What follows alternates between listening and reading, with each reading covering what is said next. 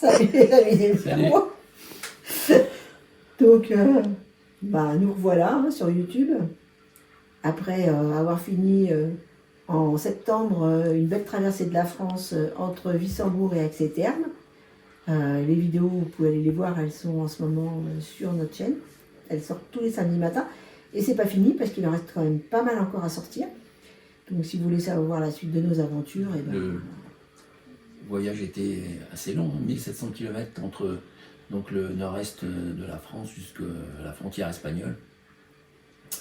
Donc bon, il y a de quoi faire quelques il y en aura 39. belles petites vidéos de résumé de ces 78 étapes de marche à travers la France sur un axe ligne de partage des eaux, GR7. C'est la ligne de la trame qu'on a suivie, c'est le GR7. Donc, qui commence au Ballon d'Alsace, donc de Wissembourg au Ballon d'Alsace, c'était pas le GR7, c'était la traversée des Vosges. C'était le 53 et le 5. Voilà. Et puis ensuite, donc notre ligne directrice, c'était le GR7, bon, évidemment avec tout un tas de petites infidélités à ce sentier, mais voilà, donc très beau voyage en 2025, donc sur... Une super aventure. Hein. Parce que non seulement c'était beau, on a vu beaucoup de paysages extraordinaires, mais... 78 jours de marche, je vous ai dit, et donc il faut en rajouter une douzaine de repos, quoi, voilà. Donc une dizaine de repos. Plus des... Enfin, une dizaine, puisque... Des endroits sauvages, hein, Voilà, avec peu d'infrastructures et tout, c'était quand même une super aventure. Hein. C'était une belle aventure. C'est une belle aventure, voilà, et le projet suivant est... Encore plus aventureux. Mm. Très très aventureux, on va bien voir. Hein. Donc là on part pour une destination, on ne sait pas encore. En tout cas on sait d'où on part. On va partir du sud de l'Espagne, Andalousie. C'est pour ça qu'on va partir bientôt. On va partir fin février, début mars. On n'a pas encore fixé la date ni pris le trajet, on ne l'a pas encore réservé. Donc on ne sait pas exactement la date où on va partir. Il faut se rendre à Tarifa. Donc déjà, il faut y aller. C'est la première aventure, c'est qu'il faut se rendre à Tarifa. Ouais. Et puis ensuite, traverser l'Espagne. Alors on a un point de passage, c'est Barcelone. Parce qu'une une de nos filles y vit, donc on va aller faire Voilà. un petit... donc bon, on est descendu nord-sud en France sur le GR7. Donc en Espagne, on aurait pu atteindre un point triple de frontière Andorre, France, Espagne.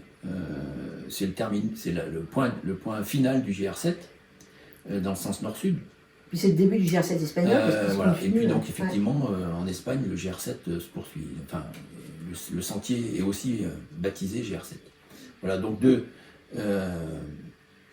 Tarifa, on a aussi comme ligne directrice le GR7, même si là aussi, puisque par exemple la première étape que j'envisage, c'est pas le GR7, c'est plutôt du côté de Gibraltar, c'est donc plutôt en partant vers l'est, enfin en remontant vers Gibraltar, donc côté est, et alors que le GR7 lui part à l'ouest.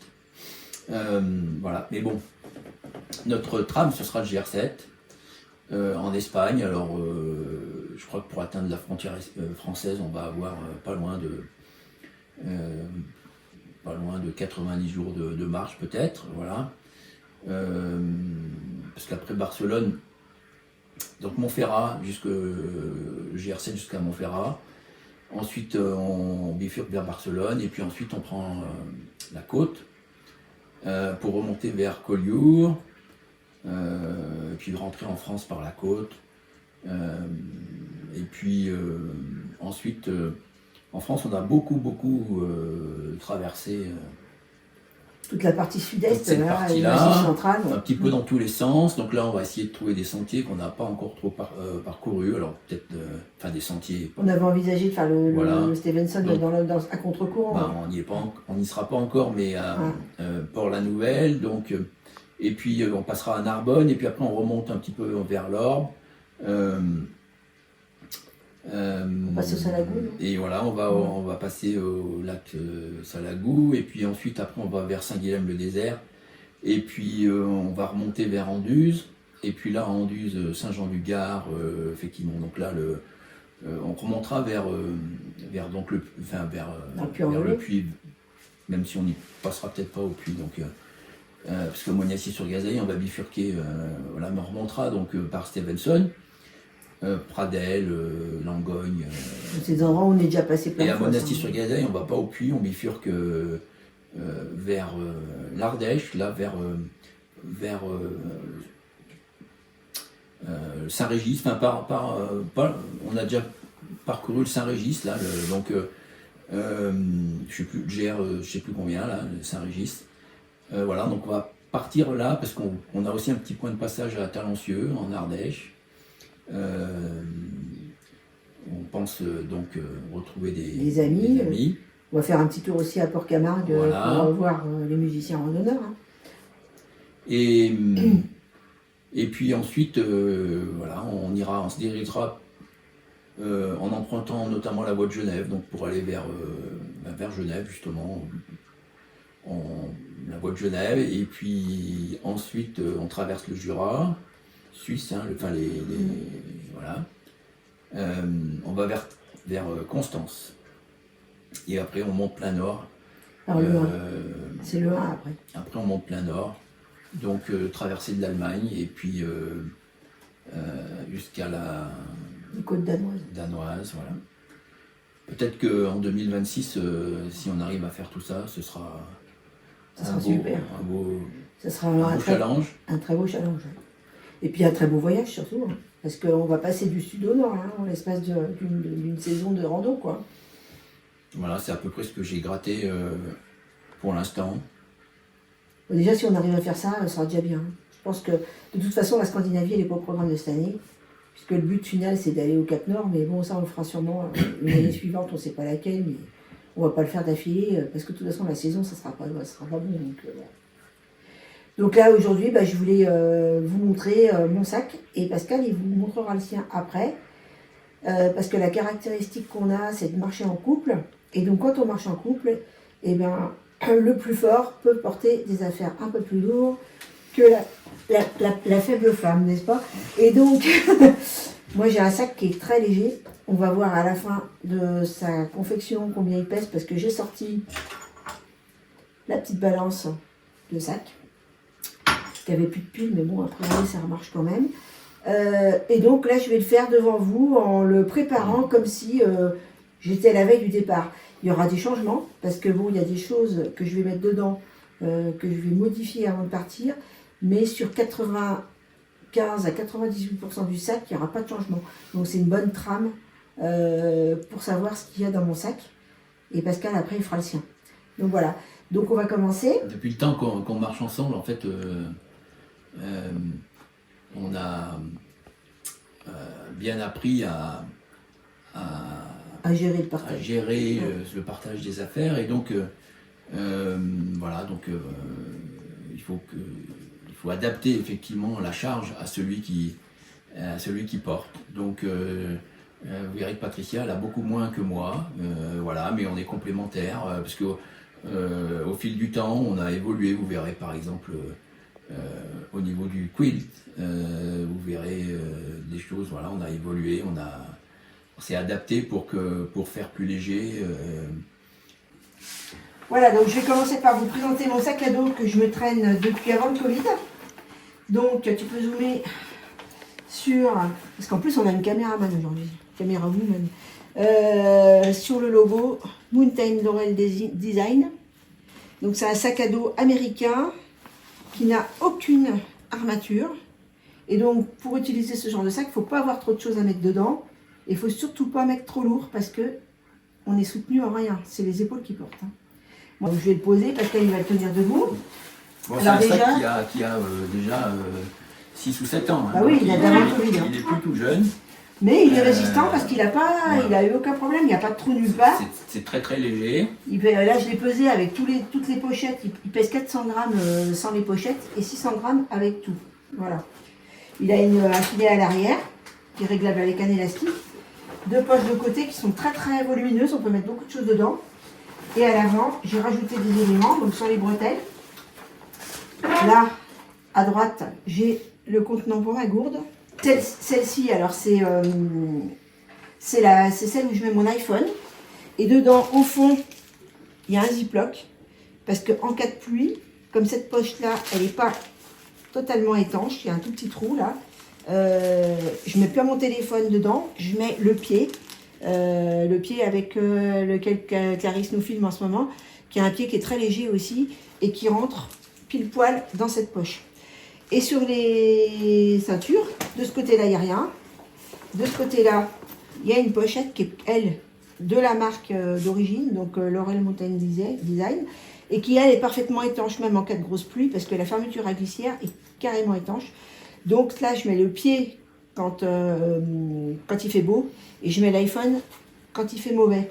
Et le pied vient là, parce que c'est moins fragile que l'iPhone, donc je mets le pied là, avec le sac plastique quand il pleut. Voilà. Et donc là, il y a un petit accessoire qui est très très important. Zoom. C'est un petit clips qui sert à fixer le parapluie ombrelle. Le manche de chez Zipac que Pascal porte.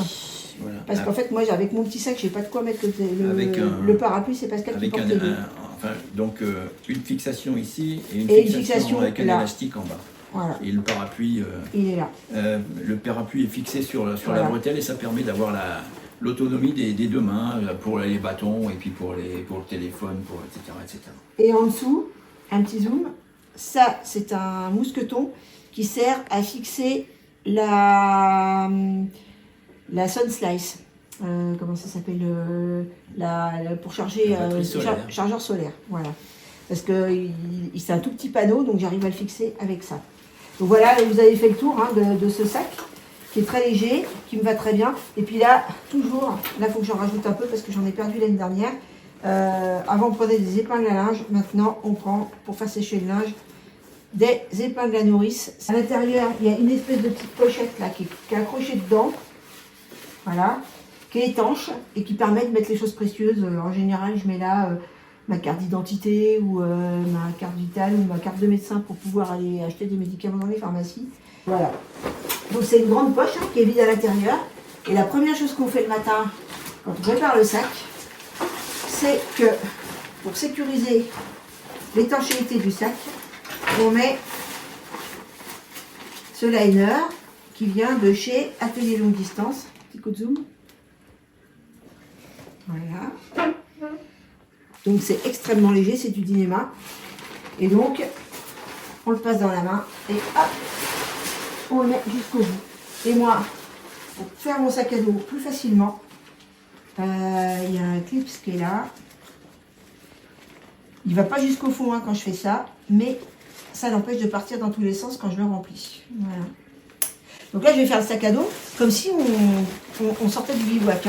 Voilà, j'ai tout mis en vrac, comme si on était en sortie de bivouac, et je vais faire le sac à dos avec vous. Donc au fond, j'utilise ça. Ça, ça vient de chez Zipac, c'est un oreiller, mais qui en même temps sert de poche étanche pour mettre des choses dedans dans le sac. Donc il a 2 faces, une face en Dynéma, et à l'intérieur, il a une face avec que du Dynéma, et l'autre face avec de la polaire, c'est très doux. Et le soir, on le retourne, on le remplit avec des vêtements et ça sert aussi d'oreiller. Ils sont hyper confortables. Ça, c'est l'élastique qu'elle a rajouté pour... Alors ça, c'est moi qui l'ai bricolé parce que ça coûte la peau des fesses chez Zipac. C'est un système pour l'accrocher sous le matelas. Voilà. Ça se vend chez Zipac, mais quand j'ai vu ce que c'était, je me suis dit, c'est quand même pas trop compliqué de faire ça, quoi. Donc c'est de l'élastique de mercerie. Et il y a une petite boucle là qui permet de régler la longueur. Et... Première chose que je mets dedans en vrac, le drap de soie. Un drap de soie de chez Vieux Campeur qui date plus de 10 ans, je pense. Voilà.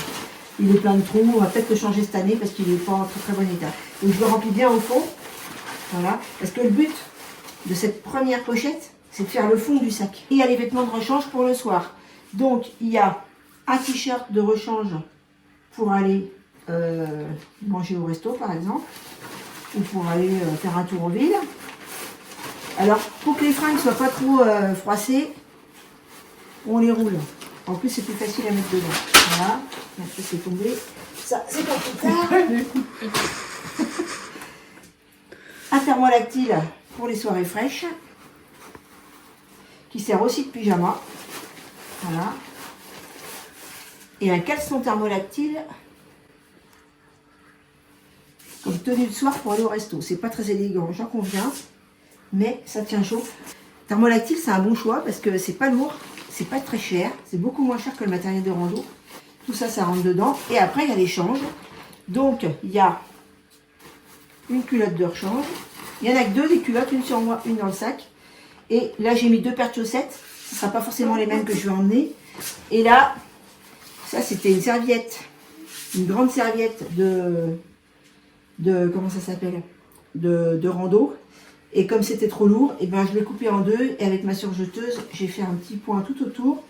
Et elle a perdu la moitié de son poids, voire plus. Ce que je vais mettre aussi dedans, là, c'est... Cette année, on emmène des micros. Parce que pour monter les vidéos là sur la traversée de la France, j'ai galéré avec le son. Donc cette année, j'emmène des micros. Donc ça se ferme avec un zip. Et après, le système de double sécurité, comme tous les contenants de rando. Voilà. Et donc là, ça fait un très bon fond pour mettre dans le sac à dos. Donc, quand vous l'imaginez retourner de l'autre côté un petit peu bourré regardez, pour dormir, c'est nickel. parfait. Et On dort vachement bien là-dessus. On n'a pas besoin d'acheter un truc spécifique. Comme ça, on n'achète pas de trucs à gonfler et tout, c'est beaucoup plus pratique. Double usage. Ça c'est assez confortable. Alors là, je l'ai mis dans le sens de la hauteur pour le faire rentrer. Mais après, hop, je vais le mettre dans le sens de la largeur. Et ça va me permettre de faire le sac. Maintenant qu'il est bien positionné, je retiens mon clip. Voilà. Je le fais descendre au fond du sac. Et là, je le coince complètement au fond que le bas du sac. Il est rectangulaire maintenant. Ça tire sur la bretelle, s'il te plaît. Sur celle-là, là. Comme ça, on voit bien que le fond du sac, vous voyez, il a commencé à prendre une forme. Il va pouvoir s'adapter au dos. Voilà. Après, ce que je mets dans mon sac, c'est le matériel de couchage. Donc Pascal porte les matelas et moi je porte le kilt. Le kilt, c'est un kilt 2 places. Donc on dort tous les deux dans le même matelas, enfin dans le même kilt. Et donc c'est extrêmement agréable parce que quand il fait froid, il n'y a rien de tel que la chaleur humaine. Être à deux dans un kilt, ça tient chaud. Ça c'est un avantage d'être à deux. On avait un sac de couchage chacun. Alors, oui, alors il y a quelques années, on avait un sac de couchage chacun. Et effectivement, ça c'est l'expérience et la recherche, donc, puisque là vous avez de plus en plus léger. Avec ce qu'elle a mis comme vêtements de rechange, vous avez vu qu'on fait la chasse au superflu. Vous avez vu qu'il n'y a pas beaucoup de poids donc, de fringues. Voilà, là c'est pareil. Un quilt 2 places, c'est plus léger que 2 sacs de couchage, un chacun. Voilà, donc du coup. En faisant cet achat, on a économisé 600 après, grammes. par contre, il faut qu'il y en ait un qui porte cet élément-là qui est assez volumineux. Donc, moi, ça me prend tout le sac à dos. En l'occurrence, moi, je vais porter les 2 matelas. En fait, ça fait 600 grammes. Et donc, grâce à Hervé de la chaîne À Pas Léger, j'ai compris que c'était beaucoup mieux de ne pas mettre le duvet dans un sac de compression. Et d'ailleurs, ça sent beaucoup moins mauvais, ça s'abîme moins et ça perd moins ses plumes. Parce que le problème de ces duvets-là, c'est qu'ils perdent facilement leurs plumes. Et donc, le fait de le mettre en liberté dans le sac à dos, ça donne de la forme au sac et en plus, ça entretient le duvet. Donc, c'est une très bonne chose. Donc, on y va. Allez, on remplit. Alors là, il faut bourrer. Hein. Il n'y a pas de secret. Voilà. Alors, c'est un autre avantage que pas beaucoup de gens savent, mais on a appris ça aussi. C'est que quand on met un duvet comme ça dans son sac à dos, même quand il fait 40 degrés à l'extérieur, si on veut conserver des choses au frais, et ben ça fait frigo. Donc, nous, cette année, on était sous la canicule, et on avait du chocolat noir en tablette mint dedans, et on a très bien pu le garder en le mettant au milieu du duvet.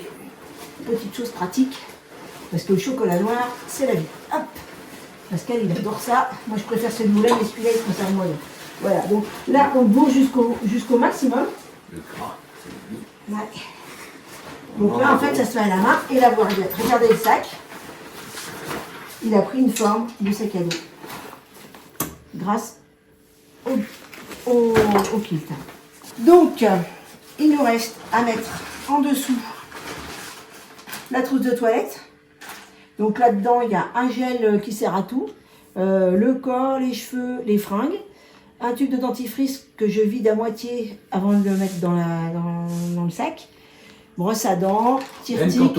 Même quand on ravitaille, quand on achète du dentifrice neuf, et ben on l'en vide à moitié. Pas grand chose, il y a un petit briquet, il y a un coupe-ongles, voilà. Il y a des micro-brosses à dents pour les interdentaires. Il y a 3 tailles de tire-tique, il y a un petit peigne minuscule. Les tire-tiques, c'est indispensable aussi. Tire-tique, c'est indispensable, surtout au printemps, hein, parce que là, les tiques, on s'est piqué sans arrêt.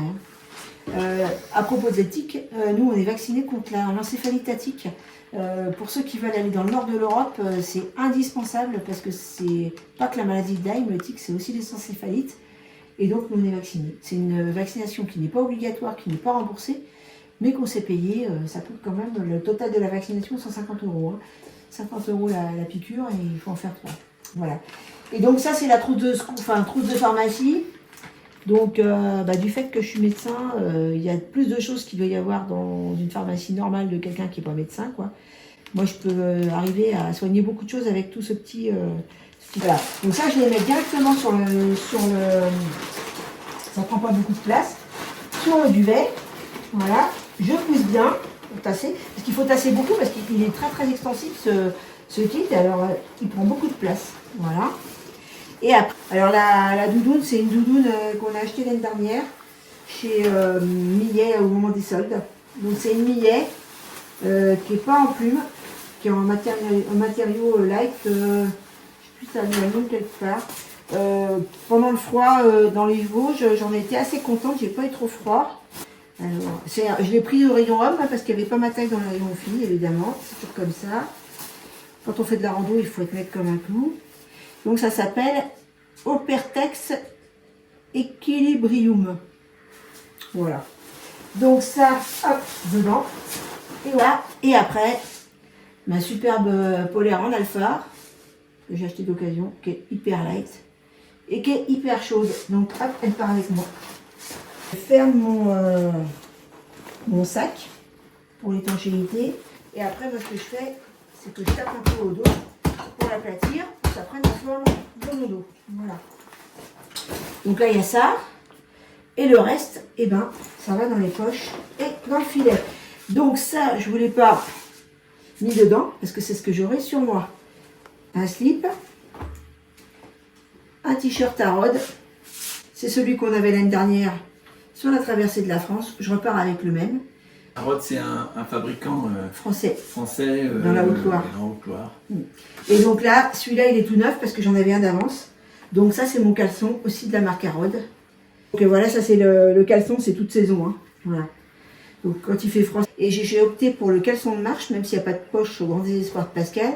Parce que j'avais des échauffements au niveau des cuisses, au niveau de la ceinture, etc. Et donc grâce à ça, c'est quelque chose que je ne connais pas complètement plus du tout, mais beaucoup moins souvent. Ça, c'est très agréable, très respirant. C'est exactement pareil que la sensation du Merino, sauf que c'est beaucoup plus solide, moins cher. Et donc, on peut faire 15 saisons avec ça sans qu'il soit abîmé. J'ai toujours mes premiers qui datent d'il y a plus de 10 ans. Les culottes, c'est des culottes ordinaires achetées sur Amazon. Voilà, coton. Parce que moi, tous les trucs en synthétique... La paire de chaussettes, c'est la paire de chaussettes. Et ben voilà, la paire de chaussettes, elle est là. C'est celle avec laquelle je vais marcher. Donc voilà. Donc ça, je vais le remettre.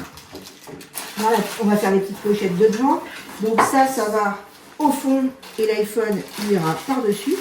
C'est ma petite pèlerine pour le pied. Voilà. Là-dedans, il y aura le pied. Bon, je le mets pas parce que... Donc, ça, bon, vous connaissez sûrement aussi. Hein. C'est un... Comment ça s'appelle? C'est un pose-fesse. Hein. Ça s'appelle Wild Sit. Bon, il est très fatigué. Il a de nombreuses années. Donc, un truc à 5 €. Acheté aussi chez Arod au salon de la randonnée. Il se plie comme ça. Alors, c'est bien pour s'asseoir, surtout quand il y a eu de la pluie ou l'averse. On peut s'asseoir sur des bancs, des rochers qui sont mouillés. Et ça a aussi un avantage, c'est qu'en cas de forte intempérie, très bonne anti-grêle. Donc ça va là-dedans. Et comme il y a un truc pour l'attacher, enfin sur une épingle à nourrice. Hein. Je pense que je mets en dessous aussi avec papier toilette. En plus, c'est des chaussettes étanches Vergerie. Vous voyez, elles ont beaucoup rétréci avec les fortes précipitations qu'on a eues dans les Vosges, puisqu'on a eu les pieds mouillés pendant 15 jours. Et donc, elles ont mal résisté à ce surplus quand même de flotte. On va remplir le filet avec tout ce qui sert assez rapidement en général et qui ne craint pas d'éventuelles attaques de l'eau. Voilà, donc en premier, les chaussures du soir et de baignade. Très bien pour aller dans les rivières. Donc ça, c'est des Xero Shoes qu'on peut trouver sur Amazon ou sur leur site. Mais comme c'est aux États-Unis maintenant, c'est devenu un peu compliqué. Donc, allez, dans le filet. Très léger. Très léger. C'est les moins lourds qu'on a trouvé sur le marché. Hein. Donc là, la Rain Cover de chez Zipac. Elle est très très légère, elle fait moins de 10 grammes. La veste Rab. Une veste qui pèse moins de 80 grammes, je crois, 80, 85, je sais plus. Dans une petite pochette. Excellent rapport légèreté, étanchéité. Elle a vécu toutes les tempêtes des Vosges et j'ai jamais été mouillée dans la partie supérieure du corps. C'est grâce à une vidéo d'Hervé, de la Pas Léger, que j'ai découvert cette veste qui est je crois que c'est dans son nom il y a Fantôme, P-H-A-N-T-O-M-P. T-H ou M-P, j'en sais rien. Ah bon, il y a le mot fantôme dans le nom de la veste. Elle est très très légère. Voilà, allez, un filet. Hop. Pour le froid, un bonnet de ski de fond qui est très vieux, que je vais sûrement changer cette année pour un article tricoté main. Un bœuf en mérinos, c'est une sorte de grand col qu'on peut utiliser à la fois en col et qui peut servir de bonnet.